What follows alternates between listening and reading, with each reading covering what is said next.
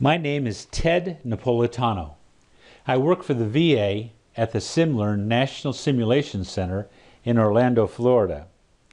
Today, I want to talk about how to improve patient safety when opening newly built medical facilities. It turns out that there's a lot of factors that seem to impinge on one another when you open new facilities. There's new staff, new equipment, new services which create an environment of unintended hazardous conditions that are pretty hard to recognize. The approach we take to this problem is important because if we don't identify these latent hazards, the patients will find them for us, and they may be harmed or die. In their seminal book, To Err is Human, published in 2000 by the Institute of Medicine, the authors estimated that 98,000 people die each year from preventable medical errors. And in addition, more people die from medication mistakes than from workplace injuries. If you gather up all these costs together, plus the human tragedy experienced by the patient and family, you'd recognize that errors in our medical system should be ranking way up there at the top of our national concern. So what's happened to our medical system since 2000? Well, according to a May 3, 2016 report from Dr. McCary of Johns Hopkins, more than 250,000 patients die each year because of preventable medical errors. Dr. McCary cites examples such as surgical complications, dosage mix-ups, improper patient handoffs, and team communication errors. This leads medical errors to rank behind only heart disease and cancer as the third leading cause of death in the U.S. In 2013, the Journal of Patient Safety had investigated the issues of medical errors and discovered that the original report from the Institute of Medicine was based on data from 1984. By that time, it was already 3 decades old. The journal updated the review of literature, examining the period of time from 2008 to 2011, and then concluded we are now causing 400,000 deaths annually from preventable medical mistakes, or as they call them, adverse events. Additionally, they estimate that patients who are severely harmed are 20-fold more common than those who are experiencing lethal harm. That's 8 million more patients a year affected by medical mistakes. Their study identified many causes, including new guidelines made for physicians that just can't keep up with the advancements and the new equipment, or hospitals that are struggling with new hires, training costs, equipment upgrades, and teamwork communications issues resulting in poor handoffs. Some experts raised their eyebrows and challenged the journal's estimate. If we use the Institute of Medicine's estimate of deaths based on the 1984 data and assumed it remained constant throughout the years, then by 2016, you'll see the total is 3,234,000 people who died unnecessarily because of preventable medical mistakes in the hospitals. My business goal is improving patient safety when opening new medical facilities, and the target opportunity is enormous. The current construction budget for medical facilities in 2016 is $41.9 billion, according to the U.S. Census Bureau, and it keeps growing. The good news is we have new facilities to meet patient demand. The challenge is that with all the newness comes more chances for medical errors. Well, we've just talked about a lot of data, but what does it all mean to the patient? Well, here's how the patient sees it. With the current rate of mistakes, more hospitals means more chances for medical errors or hazards. We've already had over 3 million preventable deaths since 1984, and the death rate from errors in hospitals is over 400,000 per year, and serious harm occurs to over 8 million more patients. So, you may ask, what can we do to reduce hazards and errors in medical care? Well, at the VA, we are taking action on this, and let me show you what's going on. The VA is also modernizing and building new facilities. Simulern was asked to help each new hospital use simulation to get ready to see patients. We get involved very early in planning with the activation teams for each location. First, it was with the Las Vegas VA back in 2012, and they opened in 2013. By that time, we were involved with the Orlando VA, opening their veterans home, and then in 2015, we helped them open outpatient clinics, and now they're finishing with inpatient and the emergency department. Next are the New Orleans VA, which will open this December, and finally Denver, which will finish construction and open in 2018. Altogether, they represent over 5.5 million square feet of new clinical and inpatient space. The story of Simulern's support is not about using simulation for clinical training, but rather for tackling problems. You see, the same issues of struggling with new teams, the cost of training, and medical errors impact the new VA facilities just as in the private sector. But it is like the issues are on steroids when you're dealing with a whole hospital system. We discovered the big challenge leadership faces is that they have a brand new facility which no one has worked in, with brand new equipment that has never been operated to support a real medical situation, with a staff of doctors, nurses, technicians, administrators, and so forth who are unfamiliar with the new environment and new medical capabilities. Most of these people have never worked together before, or never worked for the VA, or have never worked in a hospital setting. With all the unknowns this brings together, we have a unique setting for things to go wrong in a way that there is no history to draw upon from other locations. And so we turned to high-fidelity simulations to help find hazards and defects in the systems before patients arrive. According to a study by Hertzer et al. From Johns Hopkins, one of the greatest challenges facing both practitioners and risk managers is this identification of previously unknown clinical hazards and defects. Hazards are defined as events that could harm patients. A defect is any clinical or operational occurrence that should not be repeated. The latent hazards may come from the new work locations, new services not offered before, new therapies replacing what we have done for years, new teams with mixtures of long-time VA staff, new hires, residents, and trainees, and from new state-of-the-art equipment, most of which few people are familiar with. Our goal is to identify and mitigate clinical hazards and defects in these new facilities. But instead of just targeting one or two clinics or an inpatient floor, we are applying our solution approach to the entire hospital in both clinical and non-clinical areas. We conduct simulations of patient care to identify hazards and defects associated with latent failure modes that are embedded in the system. We based our hospital activation simulation tool on work done by Hertzer and published in the Joint Commission Journal on Quality and Patient Safety in 2009. They discussed 3 major tests of a new framework of analysis and solutions at Johns Hopkins used to target these latent hazards. Well, as Hertzer wrote in that study, in situ simulation can facilitate the identification of previously unknown hazards and engage members of the patient care team.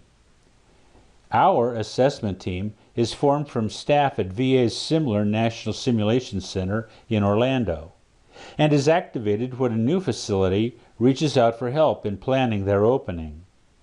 The model for our whole hospital approach is to conduct the simulations before patients arrive. This is not a personal performance or competency assessment. We are totally focused on discovering latent hazards in the planned workflow, patient flow, equipment, and emergency procedures. New hospitals open in phases, so we follow that schedule, working through various outpatient clinics and progressing to inpatient services and the wards. Simlearn uses a full project management model from analysis and planning to testing, implementation of mitigation processes, and evaluating the results. In the pre-assessment stage, we help the customer focus on real issues by asking questions like, "What about your new facility keeps you up at night?" The answers are sometimes surprising and get to the heart of the matter. The activation service spans a project timeline of 15 to 20 months, depending on the size and complexity of the medical facility. It begins with leadership calls and site visits, then pre-assessment meetings with the SMEs responsible for the operations in the new facility. The testing process repeats with each group of clinicians getting custom-tailored scenarios for their unique needs. Typically, the outpatient clinics are in the first phases, and then the inpatient and emergency services are scheduled at the end. Each scenario is developed by our clinical experts and based upon concerns voiced by the supervisors and SMEs we talk to. By treating the scenario as a real-world event held in their workplace, where we don't give them the script, we maintain improved believability, and that naturally draws the team into problem-solving mode as in real life. By conducting in-situ debriefings immediately afterwards, we are able to tap into the team's knowledge to collect suggestions for mitigation steps. For each department, we provide a written report of findings, identifying if it is related to equipment, patient flow, and/or workflow. Each finding is scored on a patient care improvement scale to show the severity, probability, and risk of the potential hazards. Recommended mitigation actions are also listed on the report. Now, our briefings to the leadership for phases that we complete and follow-up meetings on the status of mitigation are scheduled in the overall plan. The Patient Care Improvement Matrix is based on the Safety Assessment Code Matrix developed by the VA's National Center for Patient Safety. By scoring the opportunity level immediate to minor response versus the probability of occurrence, the matrix allows easy grouping of the latent hazards as needing immediate action, shown here in blue, or for further review to take appropriate action, or perhaps accepting the hazard exists after reviewing it. We have conducted hundreds of different scenarios since starting in Las Vegas, in hundreds of locations and situations, because each is uniquely crafted based on the pre-assessment steps with the unit supervisors and their SMEs. They range from just walking the path in the day of a patient to having a disaster emergency in the OR during an intense surgical procedure. Roughly 60% of our findings are related to equipment. It may be installed and plugged in, but not properly programmed. For instance, we found that when emergency code blue buttons were pushed, the automated overhead announcement read out a location label on the architectural drawing, instead of giving a hospital unit name, room, and floor number that a code team could relate to. In another case, the inpatient room headboards were installed, but the connections for the monitoring equipment did not transmit the readings to the nurse's station. Interdepartmental communication and coordination of procedures is another common finding area. Some departments may not have existed before the new hospital opened, like a blood bank, and details of how it would work together with other inpatient units was not fully coordinated, resulting in delays during the scenario when the doctor ordered blood for the patient. Equipment designed at a manufacturer may be focused on meeting safety standards, but may not have anticipated what could happen in a clinical setting. In one crisis simulation in a therapy area, pulling on the emergency stop cord shut everything off, including the rescue equipment, so the patient couldn't be saved. It's a good thing it was a mannequin. In a cardiac arrest scenario, a nurse ran to the hallway location for the AED box, only to find that the AED had never been installed, and later discovered what was in the warehouse had expired supplies. When a crash cart was brought to the scene of another emergency scenario, the team discovered that the various drugs were loaded in the wrong drawers. This caused the hospital to stop, establish a permanent standard for the carts, inventory check all the carts, and make adjustments to ensure proper placement of the medications and supplies in every drawer. What have been the results, the big wins for our hospital activation simulations?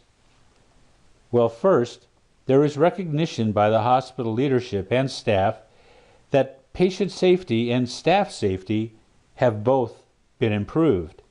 As one chief of staff said about this safety aspect, we make sure to go through SimLearn's report to see that each area is a green go before we open the doors to the patients.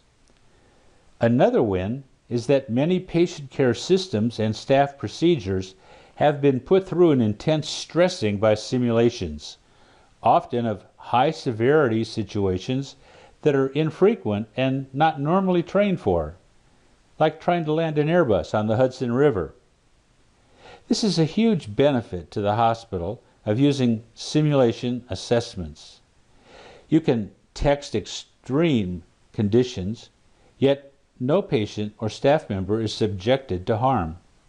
Afterwards, the staff determines how to adjust their processes, improve team communications, interact with their own equipment, and mitigate the latent hazards they discovered. By making sure their procedures will safely handle the extreme cases, they have made it safer for the more normal day-to-day processes. Other benefits to the hospital include testing and improving the written procedures to help streamline processes and eliminate redundancy and waste. Often, our reports have provided sufficient evidence of latent hazards to have leadership postpone the opening of clinics that are clearly not ready for patients until the most serious issues are addressed and mitigated. This is how we make hospitals safer through simulations. In summary, hospital activation simulations help ensure a safer hospital for customers, allow teams to become far more familiar with processes and procedures in their new operational environment, address and reduce staff concerns about the challenges of a new hospital, lead to improved standardized practices throughout the facility, and develop better communication between and among the teams. My name is Ted Napolitano, and I've shown you how we can make whole hospitals safer through the use of simulations.